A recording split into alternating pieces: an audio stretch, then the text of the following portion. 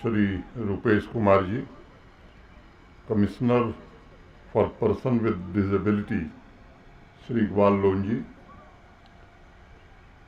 Social welfare department के हमारे सभी वरिष्ठ अधिकारी,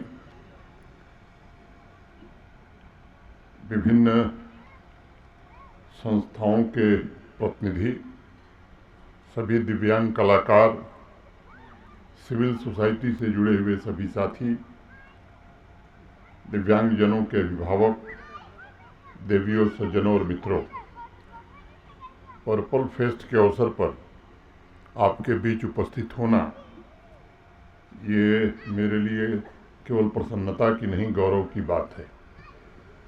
पर्पल फेस्ट केवल एक उत्सव नहीं है, बल्कि ये पूरे जम्मू कश्मीर में दिव्यांगजनों के लिए जागरूकता, समावेश और सशक्तिकरण को बढ़ावा देने के उद्देश्य से चलाया जा रहा एक आंदोलन है।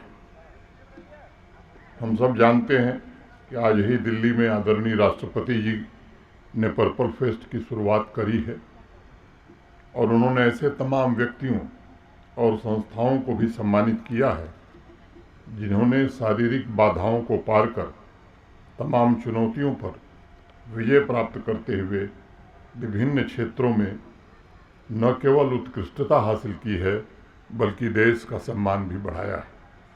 मैं सभी दिव्यांगजनों का, सभी संस्थाओं का राजभवन में हृदय से स्वागत करता हूं और उन्हें अधिक सुलभ और समावेशी जम्मू कश्मीर बनाने की जम्मू कश्मीर प्रशासन की प्रतिबद्धता को दोहराता हूं। मित्रों, हमारी संस्कृति ने हमेशा इस बात पर बल दिया है कि शारीरिक रूप से अक्षम व्यक्ति विकलांग नहीं है, बल्कि उन्हें ईश्वर से कुछ विशेष शक्तियां प्राप्त हैं।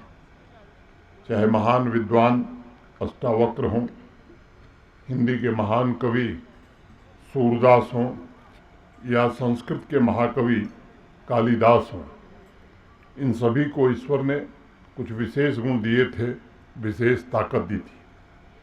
और इसीलिए भारत के वर्तमान प्रधानमंत्री आदरणीय नरेंद्र मोदी जी ने सबसे पहले विकलांग शब्द को हटाकर दिव्यांग शब्द प्रयोग में लाया जाए ये फैसला किया।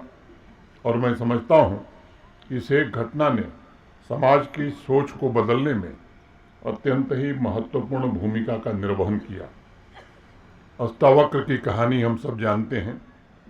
जब उनके पिताजी राजा जनक के दरबार में एक विद्वान से शास्त्रार्थ में पराजित हो गए, तब अष्टावक्र अपने पिता की मदद के लिए राजमहल पहुंचे। उनका शरीर 8 जगह से टेढ़ा था। 12 वर्षीय बालक अष्टावक्र के शरीर को देखकर सभा के सभी विद्वान जोर से हंसने लगे। अष्टावक्र भी हंसे। राजा जनक ने पूछा कि बेटा, ये सब तुम्हें देखकर हंस क्यों रहे? वो हंस रहे, ये बात तो समझ में आ रही है, लेकिन तुम भी हंस रहे हो। तो बालक अष्टावक्र ने कहा कि मैं इसलिए हंसा क्योंकि शरीर की चमड़ी के विशेषज्ञ यहाँ बैठकर सत्य का निर्णय नहीं कर पा रहे। जनक ने पूछा कि इसका अर्थ क्या हुआ?